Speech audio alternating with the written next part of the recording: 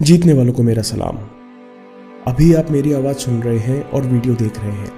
ऐसा करते करते आप अपनी ब्रीदिंग को नोटिस कीजिए। अपने शरीर के पोस्चर पर ध्यान यानी अवेयरनेस ले जाइए। जैसे अगर बैठे, लेटे या खड़े हैं तो शरीर में प्रेशर कहाँ महसूस हो रहा है। गर्दन व पीठ में कोई टेंशन तो नहीं है। क्या इस बीच आपको वीडियो सुनने में कोई कठिनाई हुई या ऐसा करते हुए आप डिस्टर्ब हुए? अक्सर जवाब होगा बिल्कुल नहीं, बल्कि आपको सब कुछ और क्लियरली समझ आ रहा होगा और ऐसा भी लग रहा होगा कि सब कुछ थोड़ा धीमे हो रहा है, क्योंकि जो मन इधर उधर डिस्ट्रैक्ट हो सकता था, जिसमें कई तरह के विचार आ सकते थे, वो मन इस समय हमारी ब्रीदिंग और शरीर के प्रति अवेयर है। ऐसी स्थिति जिसमें मन पूरी तरह किसी काम या क्रिया में लगा हुआ हो और विचारों से खाली हो, उसे ज़ानशिन कहते हैं। ये ज़ानशिन का छोटा सा प्रैक्टिकल अनुभव है। ज़ेन, बूडो, केंडो, अकीदो, कराटे और दूसरे मार्शल आर्ट्स में इसके अलग अलग मतलब हैं। इस वीडियो में ज़ेन मास्टर की नज़रों से ज़ानशिन को करीब से देखेंगे। वीडियो देखते हुए अपनी ब्रीदिंग पर अवेयरनेस लाते रहिए। बात 1920 की है। यूजिन हेरिगल तीरंदाजी सीखने जापान चले गए। ये बड़ी जज्बे की बात थी। यूजिन जर्मनी में प्रोफेसर थे। वे अपना परिवार लेकर जापान आ पहुंचे। उनको आशा थी कि टोक्यो यूनिवर्सिटी में फिलॉसफी पढ़ाएंगे और कुछ ही सालों में जापान की ज़ेन पद्धति से क्योदो यानी तीरंदाजी भी सीख लेंगे। लेकिन यूजीन के आशाओं पर पानी फिर गया। पिछले 4 सालों में उन्होंने कुछ ज़्यादा तीरंदाजी नहीं सीखी। उन्हें अब लगने लगा था कि परिवार को जापान में बसाकर उन्होंने बड़ी गलती की। यूजिन हेरिगल ने जापान पहुंचकर बड़ी मुश्किल से आवा केंजो को उन्हें क्योदो सिखाने को मना लिया। उस समय आवा केंजो जापान के सबसे बड़े क्योदो मास्टर माने जाते थे। यूजिन शुरुआत में बड़े उत्साहित और कॉन्फिडेंट थे, लेकिन जैसे समय निकलता गया वैसे यूजिन की कला में कोई तरक्की नहीं थी और इसी वजह से आज 4 साल बाद यूजिन निराश थे। एक दिन उन्होंने अपने मास्टर से शिकायत की, समय निकलता जा रहा है, मुझे जल्द ही वापस जाना होगा। मास्टर कहते हैं कि गोल के रास्ते को समय से नहीं नापा जाता, फिर हफ्ते, महीने और सालों का क्या मतलब।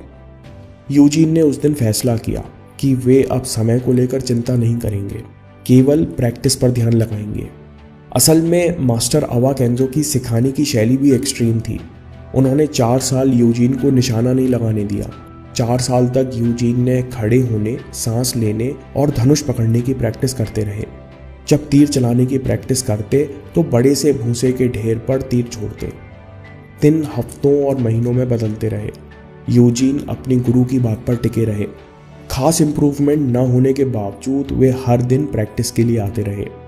फिर करीबन 1 साल बाद आवा केंजो ने अचानक एक दिन यूजिन को फाइनल टेस्ट के लिए बुलाया। उस दिन 5 साल की ट्रेनिंग की परीक्षा थी। टेस्ट के समय कई लोगों की भीड़ थी और यूजिन ने सारे डिस्ट्रैक्शंस के बीच बड़ी आसानी से अपने सारे टेस्ट पूरे किए। टेस्ट के बाद आवा केंजो कहते हैं कि आज वो दिन है जब गुरु और शिष्य अलग अलग नहीं रहे। तुम्हें अब मेरी ज़रूरत नहीं है, तुम अकेले प्रैक्टिस कर सकते हो। 1 साल में यूजिन हेरिगल में इतना बदलाव आया कैसे? एक बार प्रैक्टिस करते समय मास्टर केंजो कहते हैं कि दिक्कत तुम्हारी सोच है। जितना तुम अपने आप से कोशिश करोगे कि तुम सीख लो और निशाना लगा लो, उतनी मुश्किल तुम्हें होगी। उस समय यूजिन चुप रहे। उन्हें कुछ समझ में नहीं आया कि जब तक वो निशाना नहीं लगाएंगे तब तक निशाना नहीं लगेगा। इस सोच में गलत क्या है? फिर कुछ दिनों तक उन्होंने अपने मास्टर की बात मानने की कोशिश की, लेकिन कोई फ़ायदा नहीं हुआ। जब उन्होंने मास्टर से शिकायत की तो आवा केंजो कहते हैं कि निशाना तुम्हारी परेशानी नहीं है, तीरंदाजी की तरफ सोच तुम्हारी प्रॉब्लम है। मैं टारगेट को ऐसे देखता हूँ जैसे वो मुझे दिखाई ना हो। हेरिगल जो इतने समय से फिलॉसफिकल बातें सुन रहे थे, उनके मुंह से निकल गया, फिर तो आप आंखों पर पट्टी बांधकर अंधेरे में निशाना लगा लेंगे। जापानीज तहजीब में ये एक बड़ी गलती थी। फिर मास्टर ने बोला, यूजिन तुम मुझे रात में मिलो। आगे जो हुआ वो यूजिन की ज़िंदगी बदल देगा। देर शाम को दोनों प्रैक्टिस हॉल में मिले। प्रैक्टिस हॉल में अंधेरा था। मास्टर अंधेरे में कुछ देर खड़े रहे, फिर उन्होंने आंखों पर पट्टी बांधी। उसके बाद अंधेरे में उन्होंने एक तीर छोड़ा। यूजिन कहते हैं कि पहला तीर सप्प करके लगा, मैं आवाज़ से ही समझ गया था। फिर मास्टर ने एक के बाद एक 2 तीर और छोड़े। मैंने दौड़कर लाइट जलाई तो देखा तीनों तीर एक ही निशाने पर लगे हैं।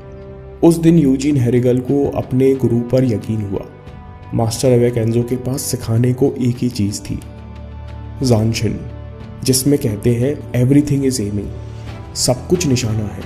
आपका निशाना वैसा ही लगेगा जैसा आपका चलना, खड़ा होना, सांस लेना, तीर निकालना और धनुष पकड़ना है।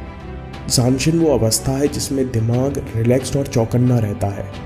मतलब चौकन्ना रहना दिमाग का नेचर है और इसके लिए दम नहीं लगाना पड़ता। दोस्तों, लेकिन एम विदाउट एमिंग का क्या मतलब है? सचिन और विराट कोहली दोनों अलग अलग इंटरव्यूज़ में एक ही बात कहते हैं, जब मैं खेलता हूँ तो दिमाग को शांत कर लेता हूँ और शॉट्स अपने आप लगते हैं, क्योंकि ज़िंदगी भर से इसी सबकॉन्शियस माइंड और शरीर को ट्रेन किया है। उसे पता है कि कब क्या करना है। यही आवा केंजो यूजीन को बताने की कोशिश कर रहे थे कि निशाना लगाते वक्त टारगेट के कारण अपने आप को डिस्टर्ब मत होने दो। टारगेट को ऐसे देखो जैसे टारगेट है ही नहीं। उस दिन हेरिगल ने कंसंट्रेशन का सही मतलब सीखा। ज़ानशिन का लिटरल शाब्दिक मतलब है मन जिसमें कोई विचार ना हो, टारगेट या गोल का भी नहीं। ऐसा मन जो विचारों से पूरी तरह खाली होता है वो पूरी तरह रिलैक्स्ड और अलर्ट होता है। इसलिए ज़ानशिन को रिलैक्स्ड अवेयरनेस और नो माइंड या रिमेनिंग माइंड भी कहते हैं। शुरुआती दिनों में मास्टर ने यूजीन को ज़ानशिन की सबसे पहली सीख दी। क्योदो में धनुष बहुत बड़ा होता है और इसे खींचने में ताकत लगती है। जब यूजीन धनुष खींचते तो उनके हाथ कांपते। मास्टर कहते हैं सबसे पहले रिलैक्स करो, इसमें इतनी ताकत नहीं लगती। कुछ दिन कोशिश करने के बावजूद यूजीन रिलैक्स नहीं कर पाए। तब मास्टर कहते हैं कि यूजीन केवल सांस पर ध्यान दो, जैसे इसके अलावा तुम कुछ और कर ही ना रहे हो। अंत में कोशिश करते करते यूजीन ने ज़ानशिन की कला सीख ली। अपनी किताब Zen in the art of archery में यूजीन हेरिगल कहते हैं कि ये कोई टेक्निकल ट्रिक नहीं थी, बस मन को पूरी तरह शांत करना है। जब आप काम करते करते या तीर चलाते चलाते अपनी सांस पर कंसंट्रेट करना सीखते हो, तब बाहर और अंदर के डिस्ट्रैक्शन आपको परेशान नहीं कर सकते।